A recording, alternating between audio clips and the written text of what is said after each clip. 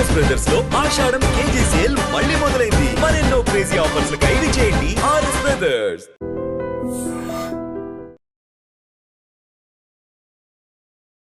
నమస్తే, welcome to I dream social spotlight with కవిత.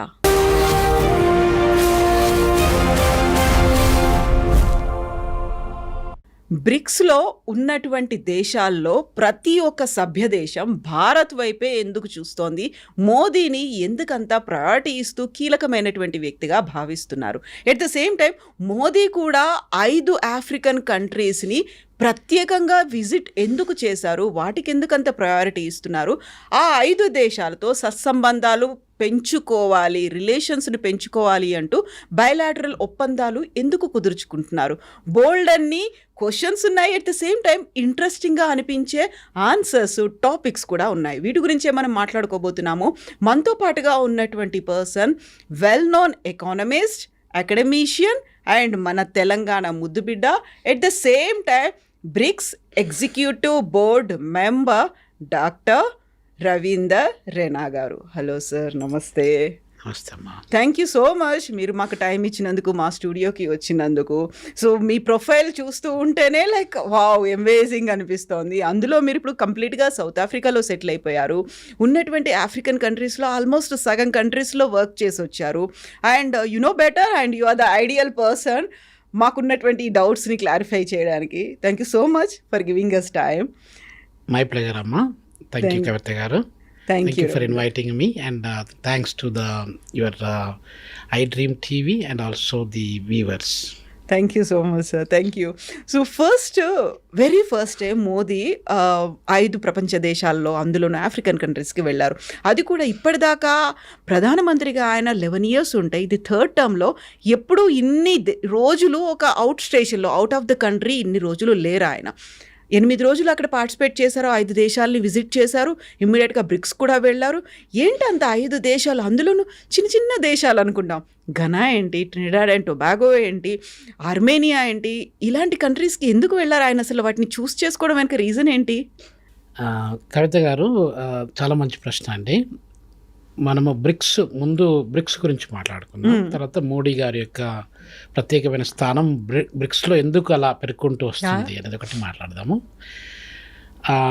ఇప్పుడు bricks అనేది Brazil, Russia, India, China, south Africa అండి. Brick అనేది ఇప్పుడు మనం ఒకవేళ బిల్డింగ్ కట్టాలంటే ఒక బ్రిక్తో కట్టలేము కదా. ఒక బ్రిడ్జ్ కట్టాలన్నా కూడా ఒక బ్రిక్తో కట్టలేము. బ్రిక్స్ అనే దాన్ని మాత్రమే కట్టగలుగుతాం, ప్లూరల్ వర్డ్తోని.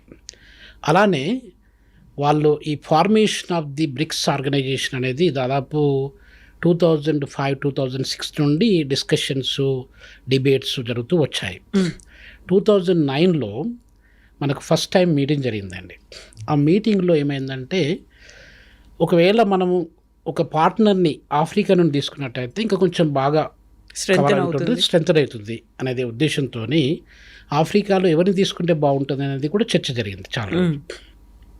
నైజీరియాని తీసుకుందామా, లేకపోతే సౌత్ ఆఫ్రికాని తీసుకుందామా, ఇంకేమైనా వేరే కంట్రీని తీసుకుందామా అనేది ఒక చర్చ జరుపుకుంటూ వచ్చింది. ఏమైందంటే, సౌత్ ఆఫ్రికా అనేది ఇప్పుడు కూడా, అంటే ఇప్పుడు 2025లో కూడా largest economy in the African continent అండి. అంటే మొత్తం ఆఫ్రికాలో 54 దేశాలు ఉంటే South Africa is the largest economy in the whole of African continent. మొన్నటి వరకు నైజీరియా ఉంటున్నది few years back, but now South Africa got it back. అంటే South Africa once before Nigeria become largest economy, South ఆఫ్రికానే largest economy. So దాంట్లో అన్ని రకాలుగా వాళ్ళు study చేసి సౌత్ ఆఫ్రికాని ఇన్వైట్ చేశారు. అప్పుడు జేకబ్ జూమా అని ప్రెసిడెంట్ ఉన్నారు. జేకబ్ జూమా గారు 24th డిసెంబరు 2010లో ఒక మీటింగు, ఒక గెస్ట్ లాగా అటెండ్ చేశారు. అప్పుడు మోడీ గారు లేరు. సో మిగతా బ్రిక్స్ లీడర్స్ వాళ్ళందరూ కలిసి కరెక్ట్గా వాళ్ళు ఇన్వైట్ చేయడం జరిగింది. దాంట్లో 2011 ఏప్రిల్ నుండి South Africa become the official member of BRICS. అది బ్రిక్ పోయి బ్రిక్స్ అయిందండి. మీకు ఒక ఎకానమిస్ట్, బ్రిటిష్ ఎకానమిస్టు గోల్డ్మెన్ సాచ్లో పనిచేస్తుండేది, జిమ్ ఓ కానల్ అని చెప్పి. ఆ ఎకానమిస్టు ఈ ఎమర్జింగ్ ఎకానమీస్ ఏదైతే ఉన్నాయో అవి ప్రపంచం యొక్క ఆర్థిక వ్యవస్థలో ఉన్నటువంటి ఆర్డర్ను చేంజ్ చేసే శక్తి ఏదైతే ఉన్నదో వాటిని ఐడెంటిఫై చేసి ఈ కాన్సెప్ట్ ఆఫ్ బ్రిక్స్ను ప్రమోట్ చేసుకుంటూ వచ్చారు మిడ్ 2005 నుండి. సో దాంట్లో బాగా ఇన్ఫ్యాక్ట్ మన ఇండియన్ అమ్మాయి ఒక ఆమె ఇంటర్న్షిప్ చేయడానికి వెళ్ళింది అక్కడికి. ఆ ఇండియన్ అమ్మాయి ఈ ఎక్సర్సైజ్ చేసింది అనమాట. ఎలా చేసినట్టయితే బాగుంటుంది, బ్రిక్స్ అనేది ఎలా వస్తుంది అని చెప్పి ground work was done by Indian only. కాకపోతే credit goes to Jim O'Connell, economist. ఆయన కింద వీళ్ళు పనిచేస్తారు కాబట్టి the background story nobody knows, but the actual work was done by our Indian student. So ఈ బ్రిక్స్ కాన్సెప్ట్ అండి మనకు 2005-06 ఆ రేంజ్లో అయిపోయి 2011లోకి ఒక ఫార్మేషన్కి వచ్చింది. 5 members, Brazil, Russia, India, China, south Africa అని చెప్పి మనకు ఫార్మేషన్ వచ్చేసింది. ఆ ఫార్మేషన్ అనేది ఒక పవర్ఫుల్ సౌత్ కోఆపరేషన్లో ఉన్నటువంటి powerful economic and political bloc అనమాట. అది ఒక ఆర్గనైజేషన్. ఇప్పటి వరకు మనకు ఆర్థిక వ్యవస్థ అనేది ఎలా తయారైందంటే, ప్రపంచ ఆర్థిక వ్యవస్థ America is the dominant economy for the last 153 years అండి. 1871 నుండి ఇప్పటి వరకు 2025 వరకు ఒకటే ఒక ఆర్థిక వ్యవస్థ, ఒకటే ఒక దేశము, ప్రపంచంలో అగ్రగామిగా పవర్ఫుల్ ఆర్థిక వ్యవస్థగా ఉన్న దేశం ఒక అమెరికా ఒకటే. వేరే ఏవి రాలేదు, దానికి దగ్గరలో కూడా పోలేదన్నమాట. అది ఏం జరిగింది, ఎలా జరిగింది అనేది కూడా మనం విల్ డిస్కస్ అబౌట్ ఇట్. అయితే మనకు ఇప్పుడు ఈ ఆర్థిక మొత్తం ప్రపంచంలో ఉన్న నిర్ణయాలు అనేది, అది IMF కావచ్చు, ఇంటర్నేషనల్ మానిటరీ ఫండ్ కావచ్చు, IBRD అంటే ప్రపంచ బ్యాంకు అని అంటాం కదా, దాని యాక్చువల్ పేరు ఏంటంటే international bank for reconstruction and development అండి. ఈ IBRD ఈ 2 పవర్ఫుల్ వ్యవస్థల్లో నిర్ణయాలు అనేది అమెరికా ఒక్కటే డామినేట్ చేస్తూ ఉంటుంది. అంటే ఎందుకు డామినేట్ చేస్తుందంటే, అమెరికన్ డాలర్ అనేది share holder of America almost about 20-21% మొత్తం మనకు 195 దేశాలు దానిలో మెంబర్లుగా ఉన్నట్టయితే దాంట్లో 20-21% of the total shares held by one country America. ప్రతి నిర్ణయంలో కూడా ఆ యొక్క అమెరికా డెసిషన్ మాత్రమే ఫైనల్ అయిపోతుంది అనమాట. ఇక్కడ నేను యుద్ధాన్ని ఆపేయాలన్నా ఇవన్నీ కూడా అమెరికా చేసుకుంటూ వచ్చింది. మనకి ఇక ఒక రష్యా అనేది ఒక పవర్ఫుల్ ఎకానమీగా, పవర్ఫుల్ కంపిటెంట్ ఒక కంట్రీగా, ఒక స్టఫ్ కాంపిటీషను అమెరికాకి ఇచ్చే కంట్రీగా రష్యా కూడా ఎదుర్కొంటూ వచ్చింది. I'm also visiting professor in Russian universities అండి. So I was there about 6-7 months ago. I was there in RUDN RUDN university అని, మాస్కోలో గవర్నమెంట్ యూనివర్సిటీ అది. I'm still a visiting professor there. ఇంకా దాంతోపాటుగా మీకు సెయింట్ పీటర్స్బర్గ్ స్టేట్ అని చెప్పి ఆ యూనివర్సిటీలో కూడా 300 సంవత్సరాల ఓల్డ్ యూనివర్సిటీ, అక్కడ కూడా నేను I work there 2 years ago as a visiting professor. Russia అది దాదాపు లెనిన్ టైం నుండి 1917 రెవల్యూషన్ నేను తీసుకున్నట్టయితే అప్పటి నుండి లెనిన్ గారు, స్టాలిన్, ఇంకా వచ్చినటువంటి లీడర్స్ అందరూ కూడా అమెరికాకు ధీటుగా ఒక ఆర్థిక వ్యవస్థను, ఒక పవర్ఫుల్ కూటమిని ఏర్పాటు చేయడానికి రష్యా కూడా ఎదుర్కొంటూ వచ్చిందండి. సో ఇప్పుడు కోల్డ్ వార్ అనేది ఒక మీకు తెలుసు అనుకుంటా. ఆ కోల్డ్ వార్ అనేది రష్యాకు అమెరికాకు మధ్యనే జరుపుకుంటూ వచ్చింది దాదాపు ఒక 3-4 decades పైన. 1990 తర్వాత మనకి USSR అనేది ఒక ఫార్మేషన్కు ఇంతకుముందు ఉంటుండేది. USSR అంటే union of Soviet socialist republic అని చెప్పి అంటుండేది మనము. దాన్ని బ్రేక్ చేయడానికి అమెరికా చాలా విధాల ప్రయత్నం చేసుకుంటూ వచ్చిందండి. ఏం జరిగింది చివరికి 15, ఇప్పుడు మీరు చెప్పారు కదా మోడీ గారు మన ఒక దేశానికి వెళ్ళారని చెప్పి, ఆ దేశాలన్నీ ఆర్మేనియా కానీ, జార్జియా కానీ, కజకిస్తాన్ కానీ, కిర్గిస్తాన్ కానీ, ఇవన్నీ కూడా, ఉజ్బెకిస్తాన్ కానీ, Baltic republics, Lithuania, Latvia, Estonia, Russia, ఇవన్నీ కూడా ఒక 15 కంట్రీస్ కలిపి ఒక పవర్ఫుల్ బ్లాక్గా ఏర్పడ్డాయండి. వాటితో పాటుగా రొమేనియా, బుల్గేరియా, ఈవెన్ ఇథియోపియా, ఇట్లాంటి కంట్రీస్ కూడా సోషలిస్ట్ కంట్రీస్గా అవి సపోర్ట్ చేసుకుంటూ వచ్చాయి. దీన్ని ఎప్పుడైతే అమెరికా బ్రేక్ చేసిందో మనకు ఒక పవర్ఫుల్ ఎకానమీ అంటూ లేకుండా అయిపోయింది.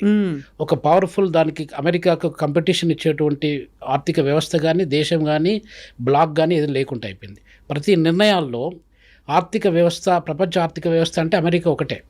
అమెరికన్స్ కూడా ఏమంటుంటారంటే వరల్డ్ ఎకానమీ అంటే అమెరికా ఒకటే వరల్డ్ ఎకానమీ. రిమైనింగ్ కంట్రీస్ మనకు 200 కంట్రీస్ పైన ఉన్నాయండి. ఆ కంట్రీస్ అన్ని కంట్రీస్ కాదు వాళ్ళ ఉద్దేశంలో. So what ever they decide they do like that అనమాట. సో దీనికి మనము ఒక ధీటుగా మనం ఒక వ్యవస్థను స్టార్ట్ చేయాలంటే ఏం చేస్తే బాగుంటుంది అనేది చర్చ జరుపుకుంటుంది. ఇప్పుడు మనకు మీకు నాన్ అలైన్డ్ మూవ్మెంట్ అని చెప్పి ఐడియా ఉంటుంది. దానిలో నెహ్రూ గారు కానీ, మార్షల్ టిటో కానీ, తర్వాత నక్రూమా అని చెప్పి గానా నుండి మన ప్రైమ్ మినిస్టర్ గారు గానా కూడా వెళ్ళారు మొన్న. సో ఇట్లా వీళ్ళందరూ డిస్కస్ చేసుకుంటూ వచ్చారు. దాన్ని నామ్ అని చెప్పి ఒకటి స్టార్ట్ చేశారు. అవన్నీ కూడా వీక్ అయిపోయినాయి. ఎందుకంటే అమెరికా యొక్క ఇన్వాల్వ్మెంట్ వల్ల ఒక పవర్ఫుల్ శక్తిగా ఎదగడానికి కొరకు వాళ్ళు ఎప్పుడు ఎంకరేజ్ చేయలేదు. మన దగ్గర ఉన్న లీడర్షిప్ కూడా అంత కంటిన్యూ అయ్యి వాళ్ళని ఒక నెక్స్ట్ లెవెల్ తీసుకొచ్చి సౌత్ కంట్రీస్లలో ఒక పవర్ఫుల్ ఒక డెసిషన్ మేకింగ్ అథారిటీ కానీ, ఒక వాయిస్ కానీ ఉండాలనే ఉద్దేశము అది లేకుండా వచ్చింది. గ్రాడ్యువల్గా వీక్ అవ్వకుండా వచ్చింది. ఇది జరిగిన తర్వాత 2000 తర్వాత మిలీనియంలో ఒక 20-25 ఇయర్స్ తర్వాత 20 ఇయర్స్ బ్యాక్ ఈ చర్చ కంటిన్యూ అవ్వకుండా వచ్చింది. ఇప్పుడు గ్లోబల్ నార్త్ అంటే 25 countries of the world global north కింద ఉన్నాయండి. 75% of the countries including India, China, ఇవన్నీ రష్యా, ఇవన్నీ కూడా డెవలపింగ్ కంట్రీస్ కేటగిరీలో ఉన్నాయి. సో ఈ డెవలపింగ్ కంట్రీస్ ఉన్నప్పుడు మనకు ఒక వాయిస్ అనేది ఉండాలంటే ఏం చేయాలంటే ఈ బ్రిక్స్ ఫార్మేషన్ వచ్చిందండి. ఒక యూనిటీ కూడా ఉండాలి. ఒక యూనిటీ, ఒక ఇంటిగ్రిటీ, ఒక సావరెంటీ, ఇవన్నీ కూడా మనకు వాయిస్ రైజ్ కావాలి. ఇంటర్నేషనల్ ఫోరంలో ఒక వేదిక ఉండాలి, ఒక వేదిక ఉండాలి అనే దాని గురించి ఇది చేసుకుంటూ వచ్చారండి. ఇప్పుడు మనకు 2014 నుండి మోడీ గారు గవర్నమెంట్ ఫార్మేషన్కి వచ్చారు. దాదాపు గత 11-12 సంవత్సరాల నుండి అతను బ్రిక్స్లో స్టాండర్డ్గా ఇప్పుడు బ్రెజిల్లో లీడర్షిప్ మారుకుంటూ వచ్చింది. లూలా గారు ఒకప్పుడు స్టార్టింగ్లో ఉన్నాడు, తర్వాత మధ్యన వేరే వాళ్ళు వచ్చారు. అలా చైనాలో మాత్రం అలానే కాన్స్టెంట్గా కంటిన్యూ అవ్వకుంటూ వచ్చింది. From that day one until today అతను చేసుకుంటూ వచ్చారు. ఇప్పుడు మారుతుంది అంటున్నారు, మారదాలే అది ఇక we will wait and see. Jinping మారిపోతారు అని కనిపించకుండా పోయారు. దాదాపు చాలా సంవత్సరాలు పనిచేస్తున్నారు కాబట్టి మారడానికి ఆస్కారం ఉందండి. I was there in China last year September, October I was there in China also. ఏం జరుగుతుందంటే ఇప్పుడు మనకు మీరు అడిగిన ప్రశ్నకు ఇదంతా బ్యాక్గ్రౌండ్ నేపథ్యం ఉంటుంది. సో ఇప్పుడు మనము గ్లోబల్ సౌత్, నార్త్ కంట్రీస్ ఒకటి, తర్వాత సౌత్ కంట్రీస్ అంటే డెవలపింగ్ కంట్రీస్ అండి. ఈ డెవలపింగ్ కంట్రీస్ మనం మెజారిటీ ఉండి కూడా మైనారిటీ లాగా అయిపోయినామండి. సో దాన్ని మనం మెజారిటీగా ఉండి మన వాయిస్ని ఇంపోజ్ చేసి ఈ చిన్న దేశాలలో ఇప్పుడు చాలామంది ఆఫ్రికాలో 54 దేశాలు ఉంటాయి. 54 దేశాలలో ఏదో ఒకటి కూడా డెవలప్డ్ కంట్రీ లేదండి. మన దగ్గర కూడా దాదాపు 46 దేశాల పైన ఏషియా ఖండంలో ఉన్నట్టయితే దానిలో ఒక సౌత్ కొరియా, సింగపూరు, జపాన్, ఇవి తప్ప ఇంకా అన్ని దేశాలు డెవలపింగ్ కంట్రీస్ అండి. ఇప్పుడు ఇవన్నీ ఉండి ఇన్ని రోజులు ఎలా కంటిన్యూ అవుతాం? ఇప్పుడు మన భారతదేశానికి స్వతంత్రం వచ్చి కూడా 78-79 ఇయర్స్ దగ్గరికి వస్తుంది. 8 ఇయర్స్ అంటే ఒక లైఫ్ టైం అండి. అవును. ఈ లైఫ్ టైంలో మనం ఎన్నో చేంజెస్ చూసుకుంటూ రావాలి. కానీ ఇప్పటికి కూడా భారతదేశం అనేది డెవలపింగ్ కంట్రీ, ఒక అభివృద్ధి చెందుతున్న దేశంగానే పరిగణిస్తున్నారు తప్ప ఏదో అమెరికా లాగానో లేకపోతే జర్మనీ లాగానో ఫ్రాన్స్ లాగానో కన్సిడర్ చేయట్లేదు. సో వీటిలో భాగంగా ఈ యొక్క పవర్ఫుల్ శక్తిని అనేది స్టార్ట్ చేశారండి. ఆ పవర్ఫుల్ శక్తిలో భాగంగా ఇప్పుడు మోడీజీ లీడర్షిప్లో కానివ్వండి, అంతకుముందు కానివ్వండి, మనకు భారతదేశం అనేది ఒక డామినెంట్ రోల్ ప్లే చేసుకుంటూ వస్తుంది. ఎందుకు డామినెంట్ రోల్ ప్లే చేస్తుందంటే మన ప్రపంచంలో భారతదేశం అనేది 7వ పెద్ద దేశం అండి. మనకంటే 6 దేశాలు మాత్రమే పెద్ద దేశాలు. మనము 3.2 మిలియన్ స్క్వేర్ కిలోమీటర్ ల్యాండ్ను మొత్తం ప్రపంచంలో ఉన్న భూభాగంలో 149 మిలియన్ల స్క్వేర్ కిలోమీటర్లు అయితే దానిలో మనము 2.5% of the land occupied by India అండి. సో అదొకటి నంబర్ 1 పాయింట్. నంబర్ 2 పాయింట్ ఏంటంటే we are the largest populated country in the old world. మనకు ఇప్పుడు ప్రపంచ జనాభాలో మనము 18% కాంట్రిబ్యూట్ చేస్తున్నాం. అంటే ప్రతి 100 మంది జనాలు ఉన్నట్టయితే 18 మంది మన భారతీయులు అన్నమాట. అదొకటి. అంటే దాదాపు 145 కోట్ల జనాభా మన భారతదేశం నుండి వస్తుంది. సో దట్ మేడ్ దాదాపు ఒక 2 ఇయర్స్ నుండి చైనా ఉంటుండేది. ముందు దాదాపు ఒక 70 సంవత్సరాల పాటు China was the largest populated country. We kick China out of the race and we become number 1 అండి. అదొకటి. మూడోది ఏంటంటే ప్రపంచ ఆర్థిక వ్యవస్థను చూసుకున్నట్టయితే we are the 4th largest economy అండి. మొన్ననే Japan was the 4th largest and we kick out the Japan also from the race. Now we become the 4th largest economy. 4వ ప్రపంచంలో ఉన్నటువంటి ఆర్థిక వ్యవస్థలలో భారతదేశము 4వ అతిపెద్ద ఆర్థిక వ్యవస్థగా మారిందండి. సో ఈ పొజిషన్స్తో పాటు మనకు పవర్ కూడా దాంట్లో బ్రిక్స్లో ఇంక్రీజ్ అవ్వకుంటూ పోతుంది. చైనా, మీకు ఇంకొక స్పెసిఫిక్ విషయం ఏంటంటే చైనా మొత్తం ప్రపంచ బ్యాంకు ఉందని చెప్పాను కదా మీకు. ప్రపంచ బ్యాంకులో ధీటుగా, అంటే ప్రపంచ బ్యాంక్ అంతా ఇప్పుడు ఎక్కడైనా ఆఫ్రికాకు లోన్ ఇవ్వాలన్నా, ఏషియాకు లోన్ ఇవ్వాలన్నా, నేపాల్కు లోన్ ఇవ్వాలన్నా, శ్రీలంకకు లోన్ ఇవ్వాలన్నా, లేకపోతే నైజీరియాకు లోన్ ఇవ్వాలన్నా ప్రపంచ బ్యాంక్ ఒకటే అన్నట్టుగా మనకు వండుకుంటూ వచ్చింది. ప్రపంచ బ్యాంకు ధీటుగా ఒక 100 బిలియన్ డాలర్స్ మన క్యాపిటల్తో పాటుగా ఒక bank, BRICS new development bank అనేది ఒకటి స్టార్ట్ చేశారండి. దాదాపు అరౌండ్ 2011-12 ఆ రేంజ్లో స్టార్ట్ చేశారు. దాంట్లో హైయెస్ట్ కాంట్రిబ్యూషన్ ఇంతకుముందు మీకు చెప్పాను కదా, America contributes major portion to world bank and IMF. అలానే చైనా కాంట్రిబ్యూట్ $41 బిలియన్. ఇంకా మిగతా 4 దేశాలు ఉన్నాయి కదా, ఆ 4 దేశాలు 18 బిలియన్స్ వాళ్ళు కాంట్రిబ్యూట్ చేశారు. సో ఈ కాంట్రిబ్యూషన్లో ఏమవుతుందంటే అధిక శక్తి అనేది చైనా చేతిలో ఉంది. తర్వాత రెండో శక్తి మనకు పొలిటికల్ కావచ్చు, పాపులేషన్ వైజ్ కావచ్చు, ఎకనామీ పరంగా కావచ్చు, we are number 2 in the BRICS అండి. సో కాబట్టి మనకు ఆ పవర్ వచ్చిందనమాట. సో ఈ పవర్లో భాగంగా ఇప్పుడు మనకు ఈ $18 బిలియన్ కాంట్రిబ్యూషన్ ఒకటే కాకుండా బ్రిక్స్లో అత్యున్నతమైన స్థానాన్ని మోడీ గారు, ఇప్పుడు చైనాలో ఎలా ఉంటుందంటే, చైనా మన కౌంటర్ పార్ట్, మన నైబరు, మన కంపిటీటర్ ఆల్వేస్. చైనాలో ఎలా ఉంటుందంటే it's a purely socialistic country, non democratic country. We are the largest democratic country in the ప్రజాస్వామ్యంలో తీసుకున్నట్టయితే ప్రజాస్వామ్య దేశాలు చాలా తక్కువ ఉన్నాయి. ఆ ప్రజాస్వామ్య దేశాలలో మనము నంబర్ 1, ప్రపంచంలో number 1 democratic country in the world, largest democratic in the world. అట్లాంటి పరిస్థితులలో ఇండియాకు ఒక ప్రత్యేక స్థానం అనేది ఏర్పడుకుంటూ వచ్చింది బ్రిక్స్లో. దాంట్లో మీరు అది మోడీ గారిది కూడా, ఇప్పుడు మోడీ అని అంటే ఏమంటారు మన దగ్గర అంటే master of development of India అని చెప్పి ఒక అబ్రివియేషన్ క్రియేట్ చేశారు. అది మీరు చాలా వరకు విని ఉండొచ్చు, చదివి ఉండొచ్చు. అంటే is an individual but he became like an organization himself and he was trying to develop India is like a statesman, not like most of the politicians. ఇతను ఒక వ్యక్తిగా, ఒక వ్యవస్థగా వండుకుంటూ దేశాన్ని ఒక ప్రత్యేకమైనటువంటి దశలో నడిపించినట్టయితే, మనము దాదాపు 1947లో మనకి ఇండిపెండెన్స్ వచ్చినప్పుడు ఎట్లా ఉండేది, ఇప్పుడు ఎలా ఉన్నాము, 2047 ఎలా ఉంటుంది అని చెప్పి విజనైజ్ చేసుకొని మనము డెవలప్డ్ కంట్రీగా మారాలి అనే ఉద్దేశంతో వికసిత్ భారత్ అని కూడా మీరు విని ఉంటారు. ఆత్మనిర్భర్ భారత్, వికసిత్ భారత్ అంటే రకరకాల ప్రోగ్రామ్స్ వస్తూ ఉన్నాయి. Made in India, make in India ఇట్లాంటి ఎందుకు జరుగుతున్నాయంటే, ఇప్పుడు మనము తలసరి ఆదాయంలో తీసుకున్నట్టయితే కవిత గారు, మనము ఏ జింబాబ్వే పక్కనో, మలావి పక్కనో, లేకపోతే బుర్కినా ఫాసో అని అట్లాంటి కంట్రీస్ పక్కనే కూర్చుంటున్నాం. మనము బల్గేరియా పక్కనో లేకపోతే రొమేనియా పక్కనో కూర్చోవట్లేదు. ఎందుకంటే మన యొక్క పర్ క్యాపిటల్ ఇన్కమ్ వాటికి థౌజండ్స్. ఇప్పుడు సపోజ్ మనకు సింగపూర్ పర్ క్యాపిటల్ ఇన్కమ్ ఉందనుకోండి, సింగపూర్ దాదాపు $130,000 పర్ క్యాపిటల్ ఇన్కమ్తో దాదాపు అది టాప్ 5 కంట్రీస్లో ఉన్నట్టయితే, మనము ప్రపంచంలో ఉన్న దేశాలలో దాదాపు 100 దేశాలలోనో 80 దేశాల మధ్యలో మనం కూర్చుంటూ ఉన్నాం. అది ఎన్ని రోజులు మనం అలా అవుతాం అన్నమాట. అంటే ఈ రోజులు ఇప్పుడు 2025లో అంటే దాదాపు 79-80 ఇయర్స్ నుండి ఇంకా వచ్చే 20-30 ఇయర్స్లో కూడా ఇలానే కంటిన్యూ అయితే మన ఇమేజ్ ఏంటి అసలు? మనం ఇప్పుడు మొత్తం ఓవరాల్గా చూసుకున్నట్టయితే ప్రపంచంలో 4వ అతిపెద్ద ఆర్థిక వ్యవస్థ మనది. కానీ ఆర్థిక వ్యవస్థ అయితే లాభం ఏంటి మనకు? తలసరి ఆదాయం పరంగా చూసుకున్నట్టయితే we're sitting next to any developing country. Nepal, Sri Lanka తలసరి ఆదాయం మనకంటే ఎక్కువ ఉంటుండొచ్చు, ఎందుకంటే పాపులేషన్ అక్కడ తక్కువ కాబట్టి. సో ఇలా జరుగుకుంటూ వస్తుంది. దీన్ని ఆయన చేంజ్ చేయడానికి మాస్టర్ ఆఫ్ డెవలపింగ్ ఇండియా అనేది కాన్సెప్ట్తోని ఈ యొక్క అభివృద్ధి చెందుతున్న దేశాన్ని అభివృద్ధి చెందిన దేశంగా మార్చడానికి ప్రయత్నాలు జరుగుతున్నాయి. ఇప్పుడు మనకు $2,200 పర్ క్యాపిటల్ ఇన్కమ్ ఉందండి. 2,200 దాన్ని కనీసం 25,000 నుండి $30,000 ఇప్పుడున్న ప్రపంచ బ్యాంక్ ఆర్థిక వ్యవస్థ క్లాసిఫికేషన్ ప్రకారంగా ఒక ఆర్థిక వ్యవస్థను మనం డెవలప్డ్ కంట్రీ అని చెప్పుకోవడానికి కనీసం $13,000 పర్ క్యాపిటల్ ఇన్కమ్ ఉన్నట్టయితే అది డెవలప్డ్ కంట్రీ కింద వస్తుందండి. మనం ఇంకా డెవలప్డ్ కంట్రీ అంటే 2,200 నుండి 13,000కి పోవాలంటే ఇట్ టేక్స్ టైం.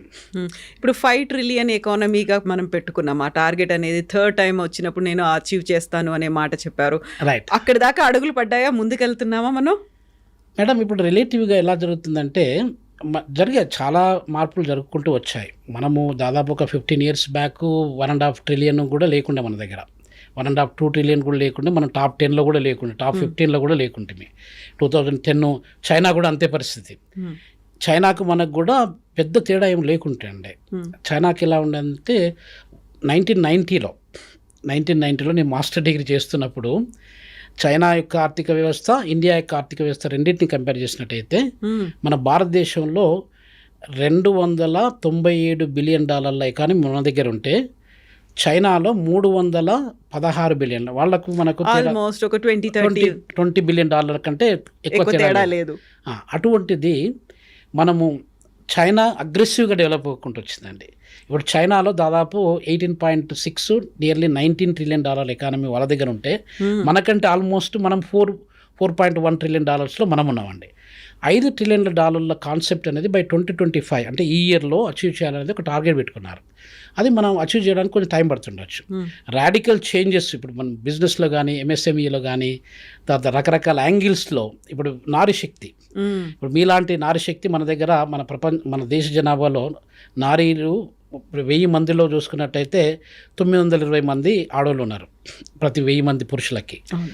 ఈ యొక్క నారీశక్తిని మనము యూజ్ చేసుకొని ఆ నారీశక్తిని ఎంకరేజ్ చేసినట్టయితే ఈ యొక్క ప్రస్తుతం ఉన్నటువంటి పరిస్థితిని మనం మార్పు చేయించడానికి ఆస్కారం ఉందండి. యూత్ కూడా మన దగ్గర ఇప్పుడు 15 years నుండి 35 years మధ్యలో చూసుకున్నట్టయితే around 60% of the youth know where in the world including African continent అంత 60% యూత్ అనేది ఇక్కడ లేరండి. ఈ 2 పవర్స్ని మనం యూజ్ చేసుకున్నట్టయితే మనము 3వ ప్రపంచ ఆర్థిక శక్తిగా మనము మారడానికి చాలా ఆస్కారాలు ఉన్నాయి. జర్మనీ ఉంది. జర్మనీ యొక్క Germany is the 3rd largest economy. ఇప్పుడు ఆర్డర్లో చూసుకున్నట్టయితే కవిత గారు అమెరికా నంబర్ 1, దాదాపు ఒక 30% అంటే $31 ట్రిలియన్ అమెరికా నుండి వస్తుంది. అదే మీరు 1820 1830లో తీసుకున్నట్టయితే America was contributing less than 2%. ఇప్పుడు 30% పైన కాంట్రిబ్యూట్ చేస్తుంది. అది రెండో ఆర్థిక వ్యవస్థ చైనా. ఇప్పుడు మనం అనుకున్నట్టు మన నైబరు, వాళ్ళకు మనకు లెస్ దాన్ $20 బిలియన్ డిఫరెన్స్ ఉంటుండేది. వాళ్ళకు మనకి ఇప్పుడు దాదాపు మనం 4 ట్రిలియన్ మనము కాంట్రిబ్యూట్ చేస్తే వాళ్ళు దాదాపు 19 ట్రిలియన్స్ వాళ్ళు కాంట్రిబ్యూట్ చేస్తున్నారు. అని చూడండి మీకు డిఫరెన్స్ ఎంత ఉందో. అమెరికాకును చైనాకు డిఫరెన్స్ ఉంది, చైనాకును ఇండియాకు డిఫరెన్స్ ఉంది. జర్మనీకి మనకు పెద్ద తేడా లేదు అసలు. Actually Germany we can kick out Germany any time. Germany అనేది ఇప్పుడు మన రాజస్థాన్ స్టేట్ మన దేశంలో పెద్ద రాష్ట్రం. ఒకప్పుడు నేను చదువుకున్నప్పుడు మధ్యప్రదేశ్ ఉంటుండేది. ఇప్పుడు అరౌండ్ 340 lakhs అంటే ఒక 3,40,000 కిలోమీటర్ల స్క్వేర్ కిలోమీటర్స్ రేడియన్స్ మన రాజస్థాన్ ఉన్నట్టయితే జర్మనీ ఒక 20,000 స్క్వేర్ కిలోమీటర్స్. జర్మనీ కొంచెం పెద్దది. చూడండి, అంటే మన దగ్గర ఒక రాష్ట్రము, అదొక దేశము. అలాంటి దేశము 3వ ఆర్థిక వ్యవస్థ అంటే ప్రపంచంలో అతి పవర్ఫుల్ 3rd లార్జెస్ట్ ఎకానమీగా దిగింది. సో దాన్ని కిక్అవుట్ చేయడం మనకి ఈజీ. బై వచ్చే ఇప్పుడు 2025 నుండి 27, 28 ఆ మధ్య కాలంలో we can kick out anything. Nobody expected actually recently about 1.5 months ago మనం జపాన్ను కిక్అవుట్ చేసి మనం 4th లార్జెస్ట్ అయితే nobody expected including Modiji. Nobody has expected, no economist was expected. It happened not because we become the powerful economy but because Japan become weak economy. అది జరిగిందండి. So ఇప్పుడు మనకి మీరు చెప్పినట్టుగా పర్ క్యాపిటా ఇన్కమ్ చాలా చాలా తక్కువ ఉంది. బుర్కినా ఫాసో అలాంటి వాటి పక్కన మనం కూర్చున్నాం అనుకున్నప్పుడు వై వీఆర్ హెల్పింగ్. ఇప్పుడు 5 ఆఫ్రికన్ కంట్రీస్ కావచ్చు, ఇప్పుడు బ్రిక్స్ సమ్మిట్కి వెళ్ళాలి అనుకున్నప్పుడు 5 రోజుల పాటు వాళ్ళ దగ్గరికి వెళ్ళారు.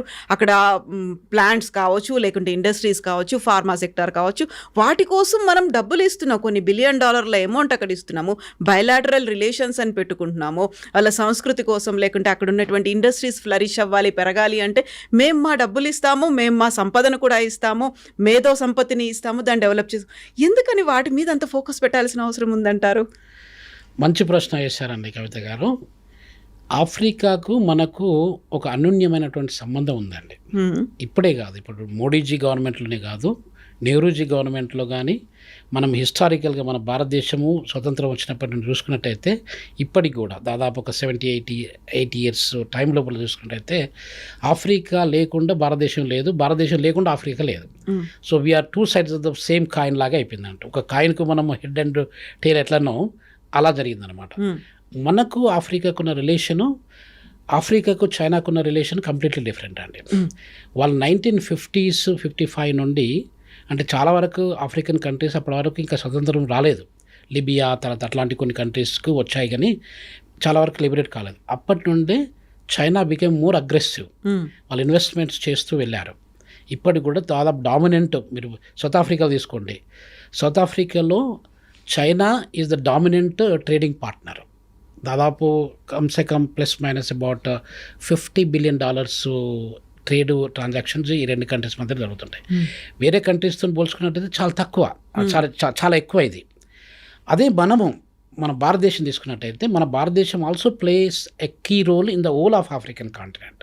సౌత్ ఆఫ్రికాకు మనకు చాలా మంచి ట్రేడ్ సంబంధాలు ఉన్నాయి. ప్రాబ్లం ఎక్కడ వస్తుందంటే మనం అంత అగ్రెసివ్ కాదు, మనంతా కొంచెం సాఫ్ట్, ఎప్పుడైనా వీలైతే హెల్ప్ చేస్తాము. బిజినెస్ అనేది కాకుండా, బిజినెస్ ఈజ్ నాట్ ఇంపార్టెంట్. మనం అనుకుంటాం కదా వసుదైక కుటుంబకము అనుకుంటాం కదా, సత్యమేవ జయతే వసుదైక కుటుంబకం అని నమ్ముతాం కదా. ఎక్స్టెండెడ్ ఫ్యామిలీస్ ఉన్నాయి. ఇంకొకటి కవిత గారు, మీకు ముఖ్యమైన విషయం ఏంటంటే ఆఫ్రికాకు ప్రపంచానికి ఒక రకమైన స్ట్రాంగ్ రిలేషన్షిప్ ఉంది. ఆ రిలేషన్షిప్ ఏంటంటే ఇప్పుడు మీరు హిస్టారికల్గా చూసుకున్నట్టయితే దాదాపు 230 మిలియన్ ఇయర్స్ బ్యాక్ తీసుకున్నట్టయితే హ్యూమన్ హిస్టరీని తీసుకున్నట్టయితే మనకు human beings first Adam and Eve అని చెప్పి మీరు హిస్టరీలో చదువుకొని ఉంటారు. ఆదమ్ అండ్ ఈవ్ ఎక్కడొచ్చారు? వాళ్ళు ఇథియోపియా, ప్రస్తుతం ఉన్నటువంటి ఇథియోపియాలో వచ్చారు. ఇథియోపియా తర్వాత సౌత్ ఆఫ్రికా, ఇక్కడ నేను పనిచేసే సౌత్ ఆఫ్రికాలో ఒక 200 మిలియన్ ఇయర్స్ బ్యాక్ సౌత్ ఆఫ్రికాలో కూడా హ్యూమన్ బీయింగ్స్ ఉన్నట్టుగా మనకు కొన్ని చారిత్రకమైన ఆధారాలు దొరికాయి. దాని తర్వాత మొరాకో అని చెప్పి మీరు విని ఉంటారు బహుశా, అది దాదాపు మీకు నార్త్ ఆఫ్రికా కొంచెం పైకి అల్జీరియా అటు సైడ్ వెళ్ళినట్టయితే మొరాకో. ఈ 3 కంట్రీస్లలో హ్యూమన్ బీయింగ్స్ కొన్ని మిలియన్స్ ఆఫ్ ఇయర్స్ బ్యాక్ అక్కడ ఉంటుండేది.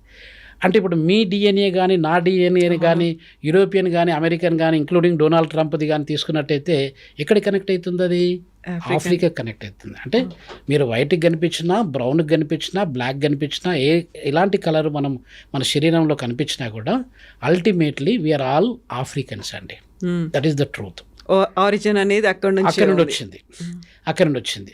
సో కాబట్టి ఈ యొక్క ఇప్పుడు మనము ఏదైతే బిలీవ్ చేస్తున్నామో వసుదైక కుటుంబకము అనే కాన్సెప్టు ప్రపంచం అంతా ఇప్పుడు 8.1 బిలియన్ పీపుల్ ఉన్నారండి మన ప్రపంచంలో. 8.1 billion people ultimately we are one family. ఇప్పుడు మన డేట్స్ బ్యాక్ తీసుకున్నట్టయితే వీఆర్ బ్రదర్స్ సిస్టర్స్, ఏదో రకమైన రిలేషన్షిప్ మనకు ఉంటుంది. అలాంటి రిలేషన్షిప్ను మనం అది చేయకుండా ఓన్లీ బిజినెస్ అని చూసుకున్నట్టయితే బిజినెస్ ఈజ్ ఇంపార్టెంట్. అంటే మనకి ఎకానమీ గ్రో చేయాలన్నా, తర్వాత మన యొక్క సిస్టమ్ను గ్రో చేయాలన్నా కూడా డబ్బులు ప్రతి ఒక్కరికి అవసరం, బిజినెస్ అవసరం. కానీ ఒకటే బిజినెస్ని ముఖ్యంగా ధ్యేయంగా పెట్టుకుంటే we are not going to have sustainable relationship. Sustainability అనేది ఉండదు. చైనాకు మనకు తేడా ఏంటంటే China business, we are humanitarian approach. ఇప్పుడు అందు గురించే ఇప్పుడు మీకు కోవిడ్ టైం లోపల 3-4 ఇయర్స్ బ్యాక్ మన గవర్నమెంట్, మన ఇండియా మొత్తం మన వాళ్లకు కోవిడ్ వ్యాక్సిన్ లేకున్నా కూడా దాదాపు ఒక 70-77 దేశాల పైగా ఉచితంగా కోవిడ్ వ్యాక్సిన్ అనేది ఇచ్చిందండి. అదే అమెరికా అనేది ప్రపంచంలో అగ్రగామి ఆర్థిక వ్యవస్థ అని అనుకున్నాం మనం. ఇప్పుడు అమెరికా కాదు, లేకపోతే జర్మనీ కాదు, జపాన్ కాదు, ఇంకే కంట్రీ కూడా ముందుకు రాలేదు. We went ahead of that. So అది ఆ కాన్సెప్టు అది ఎవరికి రాదు. అందు గురించి మనం ఏం చేస్తున్నామంటే ఇప్పుడు మీరు అన్నట్టు ఫార్మస్యూటికల్ ఇండస్ట్రీస్ కావచ్చు, టెక్నాలజీ రిలేటెడ్ ఇండస్ట్రీస్ కావచ్చు, లేకపోతే మైనింగ్ ఇండస్ట్రీస్ కావచ్చు, ఎడ్యుకేషన్ కావచ్చు, హెల్త్ టెక్నాలజీస్ కావచ్చు, మనం అంతా ఇన్వెస్ట్ చేసుకుంటూ వెళ్తున్నాం. దాదాపు $100 బిలియన్ పైన మన ఇన్వెస్ట్మెంట్స్ ఉన్నాయి. స్పెసిఫిక్గా చెప్పాలంటే సౌత్ ఆఫ్రికన్ ఎకానమీ అనేది మనం ముంబాయి, మహారాష్ట్ర ముంబాయి ఉంది కదండి, దాని కమర్షియల్ క్యాపిటల్ అంటాం కదా. ముంబాయి మన భారతదేశానికి ఎంతైతే కాంట్రిబ్యూట్ చేస్తుందో అంతకంటే తక్కువ సౌత్ ఆఫ్రికా మొత్తం కాంట్రిబ్యూట్ చేస్తుందండి. అంటే సౌత్ ఆఫ్రికన్ ఎకానమీ $410 బిలియన్ మాత్రమే. అది మన ముంబాయి దాదాపు $425 బిలియన్ కాంట్రిబ్యూట్ చేస్తుంది. అంటే మీరు చూడండి ఎంత డిఫరెన్స్. ఇప్పుడు మన ఎకానమీ అనేది సౌత్ ఆఫ్రికాతో పోల్చుకున్నట్టయితే చాలా చాలా ఎక్కువ, దాదాపు ఒక 40 టైమ్స్ లేకపోతే 100 times we are powerful than them. అటువంటిది ఏమవుతుందంటే ఇప్పుడు మనకు ముఖ్యంగా మనకు సంబంధాలు ముఖ్యం. మన సంబంధాలను చూసుకుంటూ వస్తూ ఉన్నాం, బిజినెస్ చూడట్లేదు. సో దాని పరంగా ఇప్పుడు మోడీ గారు మొన్న ఇప్పుడు మీరు చెప్పిన ప్రశ్న, మీరు అడిగిన ప్రశ్నకి గానా అనేది నక్రూమ్ అని చెప్పాను కదా ఇంతకుముందు స్టార్టింగ్లో, ఆయన పవర్ఫుల్ లీడరు. మనకు మహాత్మా గాంధీ ఇట్లా నెహ్రూ అట్లాంటి లీడర్స్ను మనకు నెల్సన్ మండేలా సౌత్ ఆఫ్రికాలో ఇలా చెప్పుకుంటాము, నక్రూమాను కూడా ఒక వన్ ఆఫ్ ద పవర్ఫుల్ లీడర్గా, మంచి థాట్ ప్రొవోకింగ్ లీడరు, పీపుల్ గురించి ఆలోచించే లీడర్గా వాళ్ళు భావిస్తూ ఉంటారు. నక్రూమా అట్లాంటి కంట్రీకి ఆయనకు మొత్తం హైయెస్ట్ సివిలియన్ అవార్డు, ఇప్పుడు మన దగ్గర భారతరత్న ఎలా అయితే హైయెస్ట్ సివిలియన్ అవార్డు అని చెప్తారో అలాగే అక్కడ గానాలో ఒక అవార్డు ఉంటుంది, నాకు గుర్తులేదు. ఆ హైయెస్ట్ సివిలియన్ అవార్డు అక్కడున్న దేశ అధ్యక్షుడు మన మోడీ గారికి ఇవ్వడం జరిగింది. అలానే నమీబియాలో కూడా విజిట్ చేశారు మన మోడీ గారు. నమీబియాలో నేను ప్రొఫెసర్గా Namibia university of science and టెక్నాలజీలో ఒక 3 years పైన పనిచేశాను. విండుక్ అనేది దాని క్యాపిటల్ సిటీ అండి, జర్మన్ కాలనీ, జర్మనీ వాళ్ళు రూల్ చేశారు. అయితే అక్కడ కూడా మోడీ గారు he was treated very well and he was consider as one of the heroes of highest civilian award అక్కడ నుండి కూడా ఇవ్వడం జరిగింది. అక్కడ క్రికెట్ అసలు జనరల్గా నమీబియా వాళ్ళు కూడా క్రికెట్ ఆడుతూ ఉంటారు, సౌత్ ఆఫ్రికన్స్ మీకు తెలుసు ఆడుతూ ఉంటారు. ఇప్పుడు 2028లో జరిగే వరల్డ్ కప్ను మోడీ గారు అక్కడ నమీబియాలో జరిగే విధంగా ఈ కుడ్ ఏబుల్ టు అరేంజ్. అంటే అట్లాంటి పవర్, ఆ పవర్ అనేది, ఐడియా అనేది కూడా చాలా ఇంపార్టెంట్ అండి. దాంతో ఇంకొక మోడీ గారు మొన్న ఇంటర్వ్యూలో ఏం చెప్పారంటే, ఐ వాజ్ జస్ట్ వాచింగ్, మీరు ఒకవేళ ఈ యొక్క మీ కప్పు కావాలన్నా, మీరు మీ యొక్క క్రికెట్ టీంని చాలా డెవలప్ చేయాలన్నా, మీరు ఎక్కడ ఎవరికి కాల్ చేయాలో మీకు తెలుసు బాగా, కాబట్టి ఇండియాకి కాల్ చేయండి అని ఇండైరెక్ట్గా చెప్తున్నాను అనమాట. అంటే ఇట్లాంటి చేంజెస్ అనేది చాలా జరుగుతుంటాయండి. ఇప్పుడు ట్రినిడాడ్ అండ్ టొబాగో ఉంది అనుకోండి, చాలా చిన్న ఐలాండ్ కంట్రీ అది. అక్కడ కూడా మన భారతీయులు ఎప్పుడో చాలా సంవత్సరాల కింద వెళ్ళి అక్కడ సెటిల్ అయిపోయారు. పేరు మర్చిపోయాను, కౌసల్య మేడం ఏదో మేడం ఉన్నారు, ఆమె ప్రైమ్ మినిస్టర్ అక్కడ కూడా హైయెస్ట్ సివిలియన్ అవార్డు మన మోడీ గారికి ఇవ్వడం. సో ఇవన్నీ ఎందుకు జరుగుతున్నాయంటే, మనము బిజినెస్ కంటే ఎక్కువగా పీపుల్ మీద ప్రేమతోని, పీపుల్తోని ఎట్లా హెల్ప్ చేయాలి, మనం హెల్ప్ చేసినట్టయితే ఒకసారి వాళ్ళ హార్ట్స్ను, వాళ్ళ సోల్స్ను మనం విన్ అయినట్టయితే ఎలా కనెక్షన్ అనేది కంటిన్యూ అవుతుంది, బిజినెస్ అనేది ఆటోమేటిక్గా వచ్చేస్తుంది.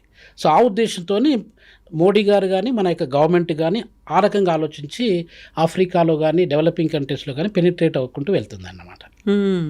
సో ఇక్కడే మీరు చెప్పినట్టుగా లార్జెస్ట్ ఎకానమీలు, లేదంటే ఒక ఆధిపత్యం ఏదైతే కనిపిస్తుందో వాళ్ళకి చెక్ పెట్టడానికి చిన్న చిన్న కంట్రీస్ అన్నిటినీ ఎలా హెల్ప్ తీసుకొని వాళ్ళతో కలిసి సహకారం కావచ్చు, ఒక విన్ విన్ సిచ్యువేషన్ అంటాం, అలా ముందుకు వెళ్ళాలి అనేది మోదీ స్ట్రాటజీ అనేది. తప్పకుండా అండి, ఎవరైనా కూడా పొలిటికల్ స్ట్రాటజీస్ ఆల్వేస్ మనకు సామాన్యులకు ఒక్కోసారి అర్థం కాదు.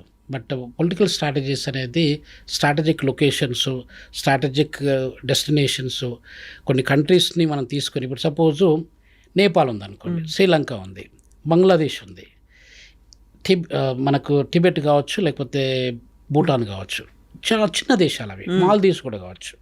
చాలా just dots in the entire ocean కానీ ఎంటైర్ మన మొత్తం గ్లోబ్లో తీసుకుంటే చిన్న డాట్స్ లాంటి కంట్రీ, చిన్న countries. China was using them as a strategic locations. ఇండియాను కంట్రోల్ చేయాలి, ఇండియాతోని మనం ఇంకేదన్నా అది చేయాలంటే, థ్రెట్ చేయాలంటే ఈ కంట్రీస్ని అన్నిటిని వాళ్ళు గుప్పిలోకి తీసుకొని they could able to play around. అలానే అంటే మనం అలా చేస్తాను కదా, India is the only country in the world, వేరే ప్రపంచంలో అన్ని కంట్రీస్ ఇప్పుడు మన రష్యా ఉక్రెయిన్ ఆక్రమించుకోవచ్చు, లేకపోతే రకరకాల కంట్రీస్ వార్స్ జరుగుతూ ఉన్నాయి. ఇప్పుడు రువాండాకును డిఆర్సి కాంగోకు ఫైట్ కావచ్చు, ఇట్లా ఉన్నాయి. India is the only country అండి. సంవత్సరాలు, దాదాపు 1000 సంవత్సరాల కింద హిస్టరీ తీసుకున్నా, ఇండస్ వ్యాలీ సివిలైజేషన్ నుండి ఇప్పటివరకు తీసుకున్నా కూడా మనం ఎవరిని వాళ్ళ ఇంచు మందం భూమి కూడా ఆక్రమించలేదండి. We're non aggressive and peaceful country, truly democratic country. ఇప్పుడే కాదు, హిస్టారికల్గా కూడా. సో ఆ అప్రోచ్ మనకు ఉన్నప్పుడు మనం వేరే వాళ్ళ ల్యాండ్ అక్రమంగా ఆక్రమించి తీసుకోవాల్సిన అవసరం లేదు. చైనీస్ ఉన్నారు, 1962-60 మనకు వార్ జరిగినప్పుడు కొన్ని వేలాది ఎకరాల భూమిని, వేలాది హెక్టార్ల భూమిని వాళ్ళు ఆక్రమించుకున్నారు. పాకిస్తాన్ వాళ్ళు కూడా ఆక్రమించుకున్నారు. బంగ్లాదేశ్ వార్ జరిగినప్పుడు ఏదో కొంత ఆక్రమణలు జరుపుకుంటూ వచ్చాయి. సో ఇట్లా జరుపుకుంటూ వచ్చినాయి, కానీ మనం పీస్ఫుల్ కంట్రీ కాబట్టి అలా చేయలేదన్నమాట. అయితే ఇప్పుడు వాళ్ళ కాన్సెప్ట్కు మన కాన్సెప్ట్ ఏంటంటే, ఇప్పుడు మనం ఇట్లాంటి టోగో ఉందనుకోండి, టోగోకు మీరు వెళ్ళాలనుకుంటే వీసా అక్కర్లేదు మీకు. టోగో అనేది చాలా చిన్న కంట్రీ ఆఫ్రికాలో, వెస్ట్ ఆఫ్రికా, గానా పక్కనే ఉంటుంది. అక్కడ టెంపుల్స్ కూడా ఉంటాయి. టోగోకు మనకు రిలేషన్షిప్ బాగుంది. మరి టోగో చాలా చిన్న దేశం కదా, దాన్ని ఎందుకు మనకు అవసరం లేదని చెప్పి అలజడడానికి లేదు. So these are the strategic location. Mauritius ఉందనుకోండి, Mauritius is also small island country. అక్కడ కూడా భారతీయులు చాలామంది ఉన్నారు. ప్రైమ్ మినిస్టర్ కూడా మన ఇండియన్ ఆరిజిన్ అతనే ఉన్నాడు. So I was there in Mauritius in 2018లో. I was there in Mauritius. అక్కడ ఏమవుతుందంటే స్ట్రాటజిక్గా ఎక్కడెక్కడ మనకు ఒక్కొక్కసారి వాళ్ళకు మనకు లాభం లేకున్నా కూడా we just need to maintain the relationship. You never know, మనకు ముందు ఎప్పుడు తెలిసి రాదు ఎవరి అవసరము ఏ రకంగా మనకు ఉపయోగపడుతుందో మనకు తెలియదు. హోల్ హార్టెడ్గా అందరినీ బ్రదర్గా సిస్టర్గా ఒక ఫ్యామిలీ మెంబర్గా మీరు ట్రీట్ చేసినప్పుడు మనకు కష్టకాలంలో ఆ చిన్న చిన్న దేశాలు కూడా మనకు ఉపయోగపడడానికి ఆస్కారం ఉంటుంది. సో ఆ కాన్సెప్ట్తోని అట్లీస్ట్ ఎవ్రీ గవర్నమెంట్, మన ఇండియన్ గవర్నమెంటే కాకుండా every government we need to maintain the bilateral multilateral relationships అండి. సో క్వశ్చన్ ఈజ్ లైక్, ఎందుకని పెద్దవాళ్ళను వదిలిపెట్టేసి చిన్న చిన్న కంట్రీస్ దగ్గరికి వెళ్ళారు? అప్పుడు యూజువల్గా వైట్ హౌస్ నుంచి ఒక కాల్ వచ్చింది, డొనాల్డ్ ట్రంప్ పిలిచారు అంటే ఇమీడియట్గా వెళ్ళిపోవచ్చు కదా, అలా వెళ్ళలేదు. Why he chose that small countries, చిన్న చిన్న కంట్రీస్ దగ్గరికి వెళ్ళాలి అని? గ్రేట్ లీడర్స్ ఎట్లా ఉంటారంటే అండి, ఇప్పుడు thought provoking leaders, there are different types of leaders that we have. Abraham Lincoln తీసుకుంటే బరాక్ ఒబామా కావచ్చు, గాంధీజీ కావచ్చు, నెల్సన్ మండేలా కావచ్చు, మోడీ గారు కావచ్చు, డిఫరెంట్ లీడర్స్ కావచ్చు, ట్రంప్ గారు కావచ్చు. డిఫరెంట్ లీడర్షిప్ యాటిట్యూడ్స్, వాళ్ళ యాప్టిట్యూడ్స్, వాళ్ళ యొక్క విజనరీ అప్రోచెస్ డిఫరెంట్గా ఉంటాయండి. ఇప్పుడు ఒక పెద్దతను మనల్ని పిలిచారు, అది గౌరవం మనకు.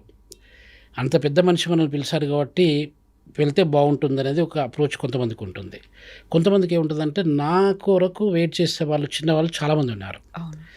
ఆ చిన్నవాళ్ళు is more important to me than somebody big. So కాబట్టి వాళ్ళకు నేను హ్యాండ్ ఇచ్చి వాళ్ళని ఎట్లా లిఫ్ట్ చేయాలనేది నేను ప్రయత్నం చేస్తుండాలి. వాళ్ళు గొప్పవాళ్ళు అయినట్టయితే నేను కూడా ఆటోమేటిక్గా గొప్పవాళ్ళు అయితే పోతాను. నాతో పాటుగా అందరూ ఎదగాలి, అందరూ ఎదగాలి ఆ అప్రోచ్. ఇప్పుడు you give the hand to lift somebody, you don't use the leg to crush somebody. అట్లాంటి అప్రోచ్ చాలా తక్కువ మంది లీడర్స్లో ఉంటుంది. ఇప్పుడు ఏంటంటే, మనకు ఇంతకుముందు మీకు చెప్పాను కదా, 75% ప్రపంచము 200 దేశాల పైన ఉన్నట్టయితే 75% అందరూ డెవలపింగ్ కంట్రీస్ అండి. జింబాబ్వే కావచ్చు, అది నైజర్ కావచ్చు, చాద్ కావచ్చు, సుడాన్ కావచ్చు, సొమాలియా కావచ్చు, ఇథియోపియా కావచ్చు, ఎరిట్రియా కావచ్చు, ఇవన్నీ కూడా పేద దేశాలు. ఈ పేద దేశాలను ఎవరు పట్టించుకుంటారు? మనలాంటి వాళ్ళు పట్టించుకోకపోతే వేరే వాళ్ళు ఎవరు పట్టించుకుంటారు చెప్పండి? ఎన్ని సంవత్సరాల పాటు వాళ్ళు, దాదాపు ఇండిపెండెన్స్ వచ్చి చాలా సంవత్సరాలు అవుతుంది వాళ్ళకు కూడా మనలాగానే. వాళ్ళు అలానే ఉండిపోతే ఆకలి చావులతో చచ్చిపోయే వాళ్ళు చాలామంది ఉన్నారండి ఆఫ్రికాలో. మిలియన్స్ ఆఫ్ పీపుల్ ఫామైన్స్, డ్రౌట్స్ అట్లాంటి వాటితోని చనిపోయే వాళ్ళు, చిన్న చిన్న పిల్లలు చనిపోయేవాళ్ళు. అలాంటి వాళ్లకు మీరు నిలబడి వాళ్ళకి ఏదో చేతనైనంత సహాయం మీరు చేయకపోతే, అమెరికన్ ఇప్పుడు ట్రంప్ గారు వచ్చారు, ట్రంప్ గారు వచ్చి ఉన్నటువంటి ప్యాకేజెస్ కానీ ఎయిడ్ కానీ అంతా బంద్ చేసేసారు, ఆఫ్రికాకి టారిఫ్స్ పెట్టేశారు. ఇలా జరిగినప్పుడు హ్యూమనిటేరియన్ గ్రౌండ్లో చూసుకున్నట్టయితే పీపుల్ ఈ రోజు నుండి రేపటి వరకు బతికితే ఎల్లుండో నెల రోజుల తర్వాతనో సంవత్సరం తర్వాతనో ఏం జరుగుతుందని మనం తర్వాత చూసుకోవచ్చు. అసలు ఈరోజు పీపుల్ లేకుండా అయినట్టయితే మీరు తర్వాత ఏం చేసినా చేయకపోయినా కూడా వేస్టే కదా. ఎగ్జాక్ట్లీ. సో అట్లాంటి అప్రోచ్తోని మోడీ గారు at least let us try to stand with our developing countries, small countries. ఇప్పుడు దాదాపు ఒక 100 దేశాలు మీరు తీసుకున్నట్టయితే క్రూగర్ నేషనల్ పార్క్ అని ఒకటి ఉందండి, మీకు ఐడియా ఉందో లేదో. సౌత్ ఆఫ్రికాలో one of the biggest national parks. దాని ఏరియా ఎంత ఉంటుంది? దాదాపు 20,000 స్క్వేర్ కిలోమీటర్స్ ఉంటుందండి. మీరు సింగపూర్ తీసుకోండి, సింగపూర్ అనేది దాదాపు 750 స్క్వేర్ కిలోమీటర్లు మాత్రమే. మన హైదరాబాద్లో సగం ఉంటుంది, ఢిల్లీలో కూడా సింగపూర్ సగం ఉంటుంది. అట్లాంటి క్రూగర్ నేషనల్ పార్క్ ఒకటే మన ప్రపంచంలో ఉన్నటువంటి దాదాపు 70-80 దేశాల కంటే పెద్ద సైజులో క్రూగర్ నేషనల్ పార్క్ ఒకటే. అంటే అక్కడ సింహాలు, ఎలిఫెంట్స్ అట్లాంటివన్నీ ఉంటాయండి. అంటే అక్కడ ఏంటంటే, మీరు ఎంత పెద్దగా ఉన్నా కూడా చిన్నవాళ్ళతో చేయగలిపి చిన్నవాళ్ళతో పోయినప్పుడే you are a great leader. So you don't look at the short term benefits but the long term approach, long term benefits.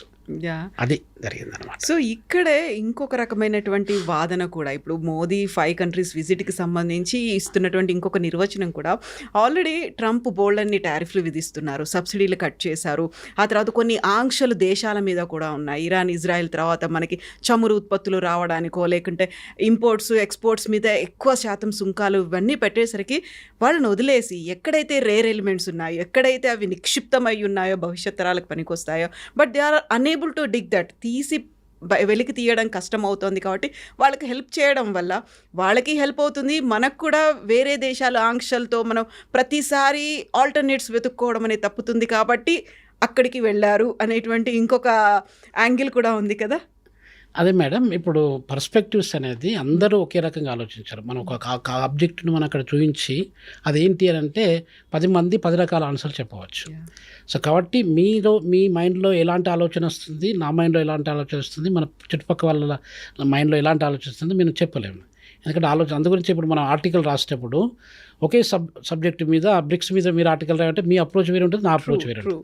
అలానే people they talk differently, they look at ఏది జరిగినా కూడా ఒక వ్యక్తి గురించి కానీ, ఒక వ్యవస్థ గురించి కానీ, ఒక పాలసీ గురించి కానీ డిఫరెంట్గా మాట్లాడుతూ ఉంటారు. అతను ఏం చేస్తున్నాడు, ఎలా చేస్తున్నాడు, ఎందుకొరకు చేస్తున్నాడు అనేది అతనికి ఒక అప్రోచ్ ఉంటుంది, ఒక డైరెక్షన్ ఉంటుంది, ఒక డిటర్మినేషన్ ఉంటుంది.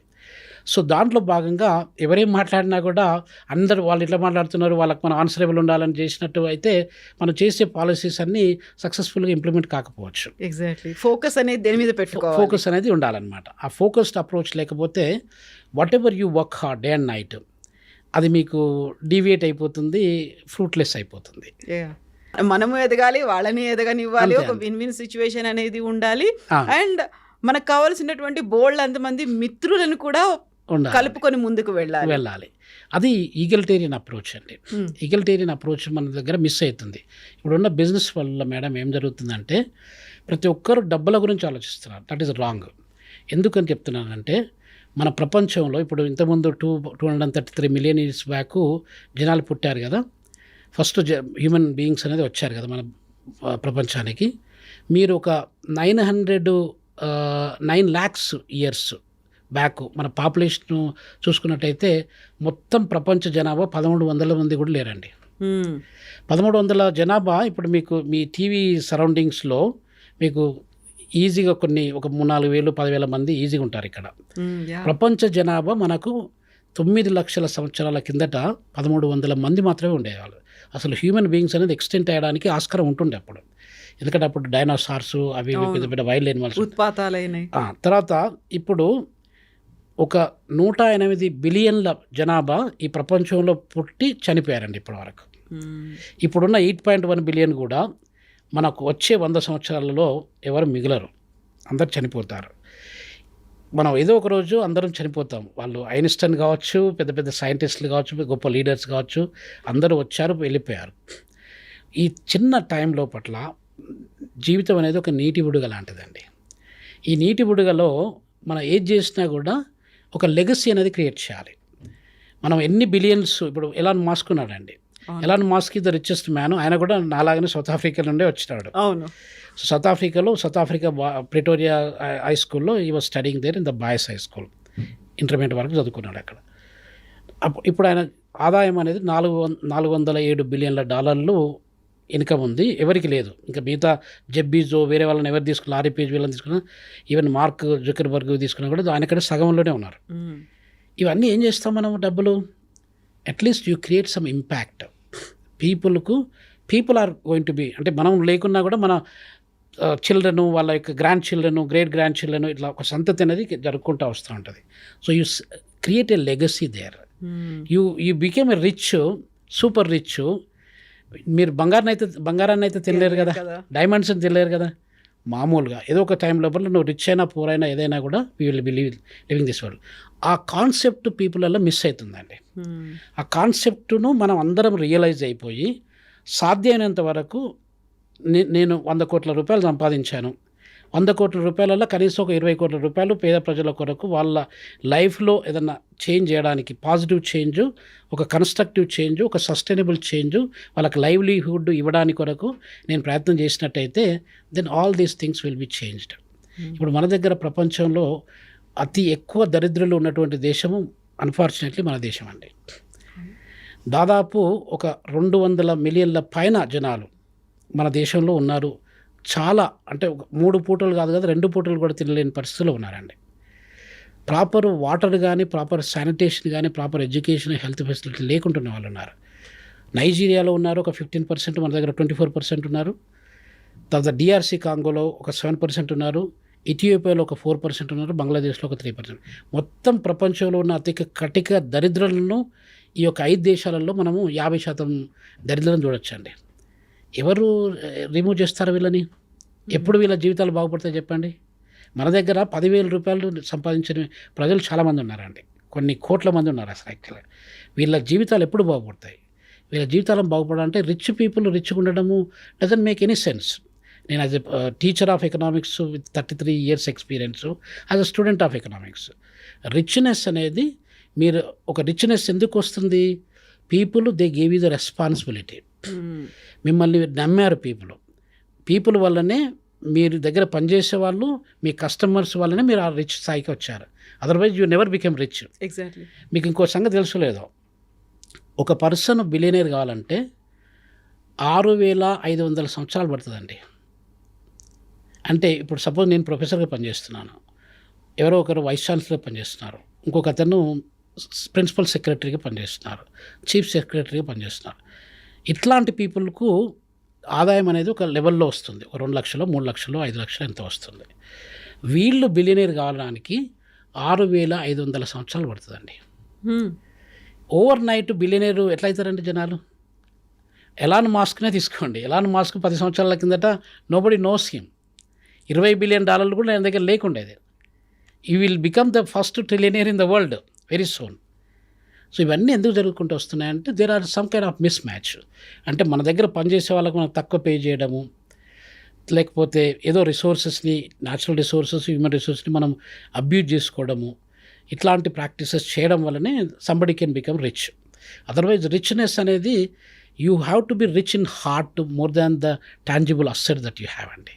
ఈ కాన్సెప్ట్ అనేది మన దగ్గర సనాతన ధర్మం గురించి మాట్లాడతాం, మన దగ్గర భగవంతుని గురించి, అల్లా గురించి, జీసస్ క్రైస్ట్ గురించి మాట్లాడతాం. మళ్ళీ మనం చివరికి ఏం చేస్తున్నాము?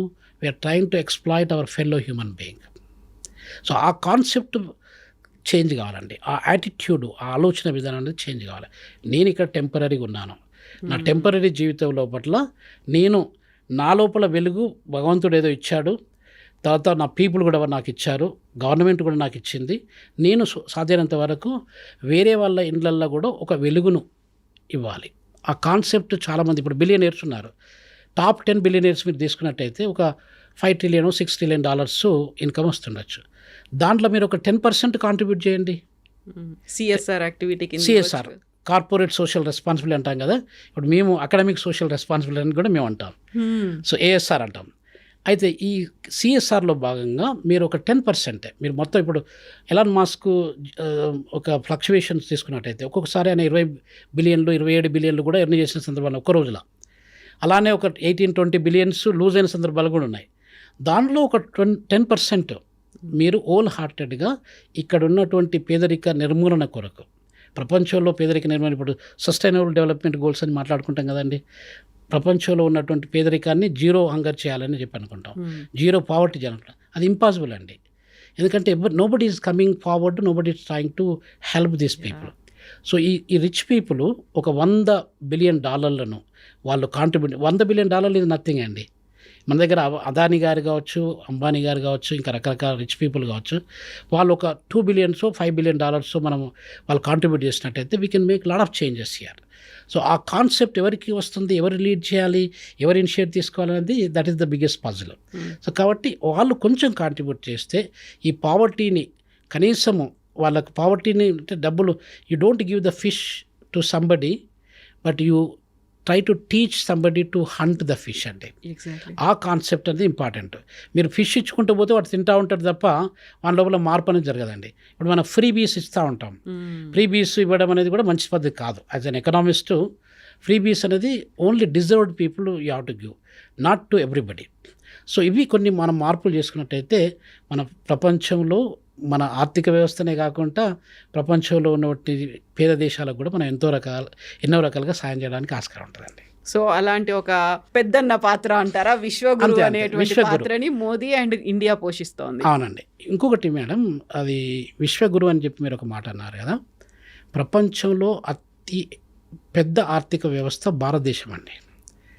ఎప్పటి వరకు దాదాపు ఒక 1800 సంవత్సరాల పాటు భారతదేశం అనేది పెద్ద ఆర్థిక వ్యవస్థ ప్రపంచం మొత్తం మీద. అప్పుడు ఇంతకుముందు మీకు చెప్పినట్టుగా అమెరికా వాళ్ళు 2%, 2.5% కాంట్రిబ్యూట్ చేసినప్పుడు మనము 40% కాంట్రిబ్యూట్ చేసిన సందర్భాలు ఉన్నాయండి. 40% నుండి 27కి వచ్చినాము, 27 నుండి 25కి వచ్చినాము, 22-25% మధ్యలో కొన్ని వందల సంవత్సరాల పాటు మనము ఆర్థిక వ్యవస్థలను మెయింటైన్ చేసినాం. చైనా కూడా ఒక్కోసారి వాళ్ళు ముందుంటుండేది, ఒకసారి మనం ముందుంటుండేది. We are the competitors historically. ఇప్పుడు 1871 నుండి అమెరికా ఒకటే లార్జెస్ట్ ఎకనమీ అయిపోయింది. డిఫరెంట్ ఫ్యాక్టర్స్ మనం మళ్ళీ ఎప్పుడన్నా వేరే దాంట్లో we will discuss, will have more analysis. అదే ఇప్పుడు ఇట్లాంటి మన యూకే ఉన్నదనుకోండి, యునైటెడ్ కింగ్డము మన కలోనియల్ మాస్టరు. మన దగ్గర కనీసం దాదాపు $70 ట్రిలియన్ వర్త్ ఆఫ్ మనీని వాళ్ళు స్టీల్ చేశారు మన దగ్గర. అంటే వాళ్ళున్న 200 సంవత్సరాలు మనల్ని పరిపాలించినప్పుడు ఎంత స్టీల్ చేశారంటే అది drain of the economy, Indian economy. ఇప్పుడు దాదాపు నవరోజీ మీరు బుక్లో చూసుకున్నట్టయితే ఆల్మోస్ట్ ఇప్పుడున్న కరెంట్ వాల్యూలో చూసుకున్నట్టయితే $70 trillion worth of money is being stolen from Indian economy. అంటే మీరు ఆలోచించండి ఎంత సంపద మన దగ్గర ఉంటుండేది. మనది పెద్ద దేశం కాదు, ప్రపంచంలో పెద్ద దేశంలో Russia is number 1. 17.2 million square kilometers వాళ్ళ దగ్గర ల్యాండ్ ఉంటే మన దగ్గర మనం 5 times we are smaller than Russia అండి. మన పెద్దది కాకపోవచ్చు, కానీ సంపదలో ఉన్న బంగారం కావచ్చు, నిధులు కావచ్చు, ఇవన్నీ చూసుకున్నట్టయితే we are number 1 at one stage. ఆ నిధులు అన్నీ ఎవరు కొట్టుకుపోయారు అంటే మన colonial masters. So colonial master London is nothing అండి. So London, UK is nothing. UK మన ఒక చిన్న రాష్ట్రం. ఇప్పుడు ఒరిస్సా కానీ ఇంకేదైనా మధ్యప్రదేశ్ కానీ ఇంకేదైనా చూసుకున్నట్టయితే UK doesn't even fit in to one state. అటువంటి యూకే ఒక పవర్ఫుల్ ఆర్థిక వ్యవస్థగా ఎందుకు మొన్నటి వరకు 5th లార్జెస్ట్ అట్లా ఉంటుండేది, 4th లార్జెస్ట్ కూడా ఒక సందర్భాలు ఉంటుంది. ఇవన్నీ ఎలా జరిగిందంటే రవి అస్తమించని సామ్రాజ్యము అని మనం చదువుకుంటాం తెలుగులో. అంటే sun never set in British empire. అది మొత్తం చైనాను ఆక్రమించుకున్నారు, నైజీరియాను ఆక్రమించిండ్రు, సౌత్ ఆఫ్రికాను ఆక్రమించిండ్రు, యుగాండాను, కెన్యాను, ఇట్లా రకరకాల కంట్రీస్ని ఆక్రమించుకొని అక్కడ ఉన్నటువంటి సంపదను కొల్లగొట్టుకొని వాళ్ళ కంట్రీని డెవలప్ చేసుకున్నారు. ఇప్పటికి కూడా మన దగ్గర ఉన్నటువంటి రిసోర్సెస్ వాళ్ళ దగ్గర లేవండి. సో ఇవన్నీ ఎందుకు చెప్తున్నానంటే ప్రపంచంలో ఒక అతిపెద్ద ఆర్థిక వ్యవస్థ అనేది భారతదేశం. విశ్వగురు అనేది మనం ముందు నుండి విశ్వగురువులవే. ఇప్పుడు ఆ విశ్వగురు పొజిషన్ అనేది మనము రీక్యాప్చర్ చేయడానికి ప్రయత్నాలు జరుగుతున్నాయి అంతే. ఇప్పుడు కనీసం 2050 ఇప్పుడు వచ్చే ఒక 25 yearsలో మనము కనీసం ఒక 3rd లార్జెస్ట్ ఎకానమీ తప్పకుండా అవుతాము. 2nd లార్జెస్ట్ ఎకానమీ కావడానికి కొంచెం ఛాన్సెస్ ఇప్పుడు మీలాంటి నారీశక్తులు, తర్వాత యూత్, వీళ్ళందరూ కలిసి కట్టిగా ఒక మన దేశం బాగుపడాలని ఒక విజన్తో కష్టపడ్డట్టయితే మనకు ప్రపంచంలో 2nd ఆర్థిక వ్యవస్థ అంటే ఎప్పుడైతే మనం 220-230 సంవత్సరాల కిందట మనము ఏ పొజిషన్ అయితే ఉండేదో ఆ పొజిషన్ మళ్ళీ మనకు రావడానికి ఛాన్సెస్ ఉంటుందండి. Thank you so much Ravinder గారు. మోస్ట్ ఒక కాంప్లికేటెడ్, క్రిటికల్గా ఉండే వాటిని చాలా సింపుల్ ఎగ్జాంపుల్స్తో చెప్పినందుకు. And we should have many more conversation with you అండి. చాలా నేర్చుకోవాలి, తెలుసుకోవాల్సినటువంటి అవసరం అయితే ఉంది. థ్యాంక్ యూ సో మచ్ అండి for your time. Thank you అండి. మై ప్లెజర్ అండి Kavitha garu. Thank you very much for inviting me for your show I dream. And thanks to all the viewers అండి. Thank you so much. Thank you. నిజంగా ప్రస్తుతం ఉన్నటువంటి సమాజం దేనికి priority ఇస్తుంది? ఆర్థిక సంబంధాల చుట్టూ మాత్రమే తిరుగుతుంది. మళ్ళీ ఎన్నికలంగానే చాలా విరక్తి కలుగుతాను. మంచి అనిపిస్తుంది కదా, లేడీస్ కూడా ఛాలెంజింగ్ జాబ్స్ చేసినప్పుడు చాలా బాగుంటది. ట్రాఫిక్ అసిస్టెంట్స్ గా నియమించిన ట్రాన్స్జెండర్స్ అందరితో సాల్యూట్ చేయించుకుంటున్నారు. ఫుడ్ డెలివరీ ఇవ్వటానికి వెళ్ళినటువంటి డెలివరీ బాయ్ అనిల్ పై కళ్ళ ముందు పెళ్ళండి